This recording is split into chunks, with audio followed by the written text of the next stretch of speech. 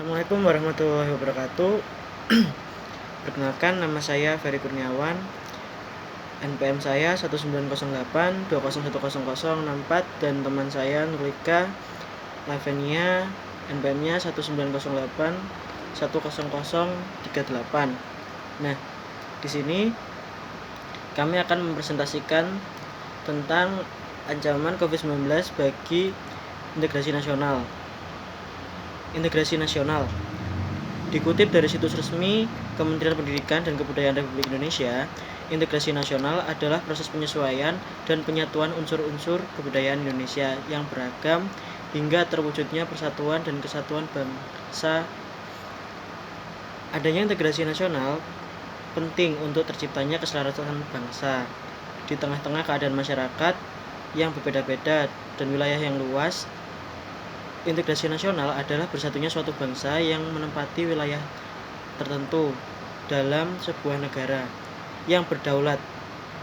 Realitanya, integrasi nasional dapat dilihat dari berbagai aspek, yaitu pertama, aspek politik, kedua, aspek ekonomi, ketiga, aspek sosial budaya.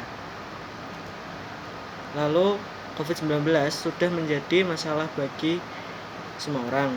Walaupun belum terdampak atau merasakan penyakitnya secara langsung, banyak orang sudah mulai sadar bahwa COVID-19 merupakan hal yang tidak bisa diremehkan lagi. Hingga saat ini, vaksin untuk COVID-19 belum ditemukan. Berbagai protokol kesehatan dikeluarkan untuk memutus rantai penyebaran COVID-19. Tetapi, mengapa angka kasus terkonfirmasi masih bertambah? Tidak lain karena belum semua orang mematuhi anjuran-anjuran tersebut. Tidak hanya mengancam nyawa manusia dalam skala lebih besar, COVID-19 juga mengancam mulai dari ekonomi, politik, sosial budaya, hingga pertahanan dan keamanan mulai teraniaya oleh datangnya COVID-19 ini.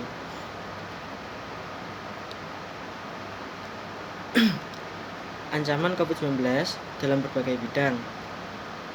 Ancaman COVID-19 juga mengancam ekonomi. Contohnya yaitu yang pertama di bidang ekonomi. Dampak COVID-19 yang paling terasa bagi Indonesia adalah di bidang ekonomi. Indonesia merupakan negara berkembang. Walaupun pernah dinyatakan jika negara Indonesia sudah menjadi negara maju, tetapi masih banyak indikator yang belum terpenuhi untuk membuat Indonesia disebut sebagai negara maju. Dan masih banyak tujuan yang harus diwujudkan untuk mencapai negara yang sejahtera. Akibatnya, mewabahnya virus corona, tujuan-tujuan tersebut terpaksa harus ditunda sementara untuk mengatasi permasalahan yang ditimbulkan oleh virus ini. Selanjutnya yaitu pendapatan bisnis menurun.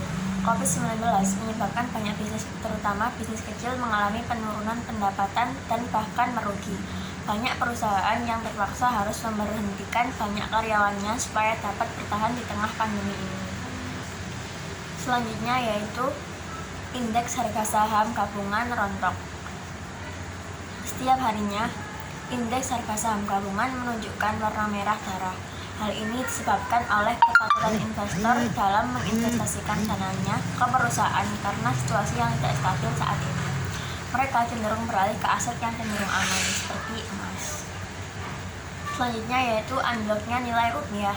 Akibat dari kepanikan pasar global, nilai rupiah turun hingga 16.500 per dolar AS.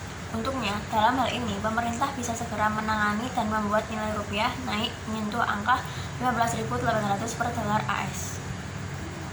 Selanjutnya yaitu ekspor-impor terganggu. Sejumlah negara mengurangi hingga menghentikan ekspor guna mencukupi kebutuhan negara mereka dalam perang melawan pandemi ini. Selanjutnya, supply tidak sebanding dengan demand.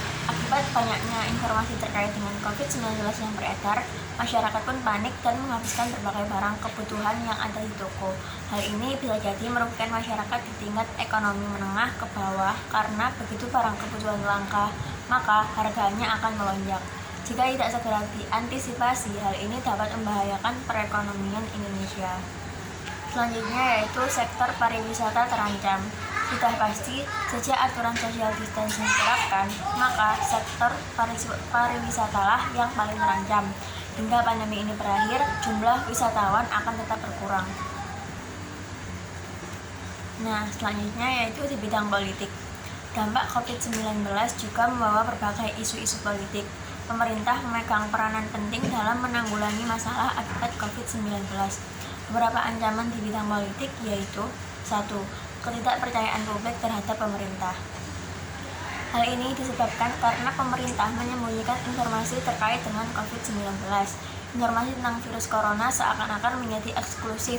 Bisa dibilang pemerintah pusat berupaya untuk memusatkan informasi penanganan COVID-19 di Kemenkes. Hal ini membuat akses informasi semakin terbatas. Selanjutnya yaitu pemberontakan terhadap pemerintah. Ketidakmampuan pemerintah dalam menangani kasus COVID-19 seringkali dijadikan alasan oleh banyak pihak untuk melawan pemerintah. Dalam kondisi saat ini, masyarakat tentunya akan lebih mudah digiring oleh pihak-pihak tersebut. Selanjutnya yaitu napi dibebaskan. Beberapa bulan yang lalu, kita sempat mendengar bahwa beberapa napi akan dibebaskan untuk meredam efek COVID-19. Entah hal ini dapat digolongkan ke dalam bidang politik atau tidak, tapi saya rasa bisa. Karena napi yang dibebaskan salah satunya adalah koruptor, penjahat yang paling dibenci warga. Dalam situasi saat ini, ketika pemerintah fokus menghadapi virus corona, beberapa pihak sengaja memanfaatkannya untuk memperoleh keuntungan. Selanjutnya yaitu di bidang sosial budaya. Karena COVID-19 sangatlah mudah menyebar atau menular melalui kontak fisik atau bahkan udara, yaitu melalui tetesan air yang keluar dari hidung dan mulut. Maka negara-negara di seluruh dunia menerapkan kebijakan social distancing hingga lockdown guna meredam penyebaran virus ini. Saat ini pemerintah Indonesia hanya mengambil keputusan untuk menerapkan kebijakan social distancing dikarenakan beberapa hal. Kebijakan social distancing ini tidak serta-merta hanya memberikan keuntungan. Di sisi sosial budaya, kebijakan ini memberikan beberapa ancaman. 1. Yaitu masyarakat kesepian. Hingga sekarang, masyarakat dianjurkan untuk tetap mengisolasi diri di rumah dan hanya keluar rumah seminim mungkin. Hal ini tentu menyebabkan rasa kesepian bagi sejumlah warga. Tidak ada lagi pelukan dan obrolan tatap muka. Berkumpul bersama banyak orang sekarang pun dilarang. Rasa kesepian ini berdampak pada kesehatan mental beberapa orang. Isolasi diri seringkali menyebabkan kesepian dan penelitiannya dikaitkan dengan peningkatan resiko penyakit jantung, obesitas, depresi, dan bunuh diri. Selanjutnya yaitu penderita COVID-19 dikucilkan. Saking takut tertular, masyarakat pun tega mengucilkan penderita COVID-19. Bahkan seringkali kita mendengar warga enggan memakamkan jenazah positif COVID-19. Hal ini tentunya sudah melenceng dari sila kedua Pancasila.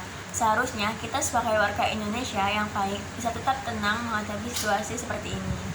Selanjutnya yaitu aktivitas keagamaan sendiri. Seperti yang kita ketahui, saat ini seluruh umat beragama di Indonesia dianjurkan supaya melakukan kegiatan keagamaan di rumah masing-masing. Walaupun mungkin ada saja sesuatu yang kurang, tetapi ini merupakan solusi terbaik yang dapat diterapkan untuk memenangi pandemi ini. Selanjutnya yaitu ekonomi kelas bawah menangis. Mungkin aktivitas sosial dan mengandalkan teknologi dapat diandalkan dalam situasi seperti ini. Tetapi bagaimana dengan kelompok orang dengan ekonomi menengah ke bawah?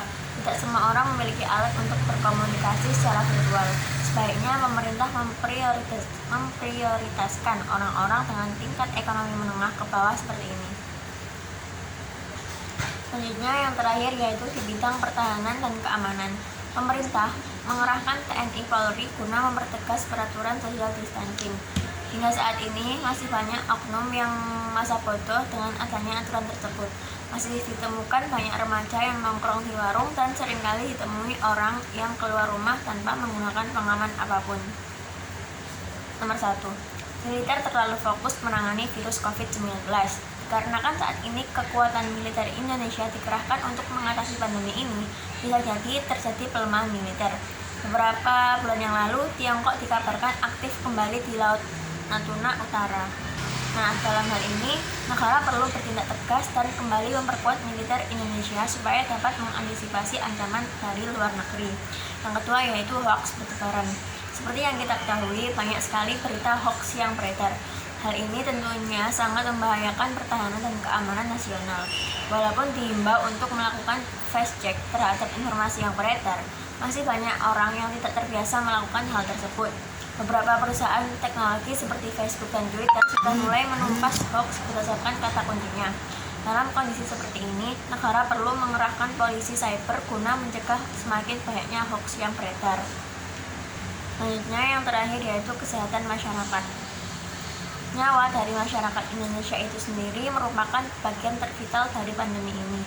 Mengingat jumlah angka kematian lebih tinggi dibandingkan kasus sembuh, pemerintah perlu memperhatikan dengan serius masalah ini. Selanjutnya yaitu kesimpulan. Dalam pandemi ini tidak dapat diatasi hanya dengan satu pihak. Walaupun sudah mengeluarkan banyak stimulus, pemerintah tidak mungkin berhasil melawan virus ini jika masyarakatnya masih tidak mengikuti protokol yang ada. Masyarakat pun akan kesulitan jika tidak ada perusahaan yang menyediakan akses internet maupun bahan kebutuhan utama seperti masker dan hand sanitizer.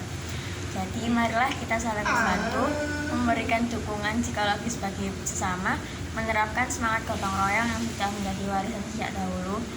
Jika semua pihak terlibat, maka seharusnya pandemi ini dapat dilalui oleh bangsa tercinta Indonesia. Sekian penyampaian dari kelompok kami. Apabila ada salah kata, kami mohon maaf. Wassalamualaikum warahmatullahi wabarakatuh.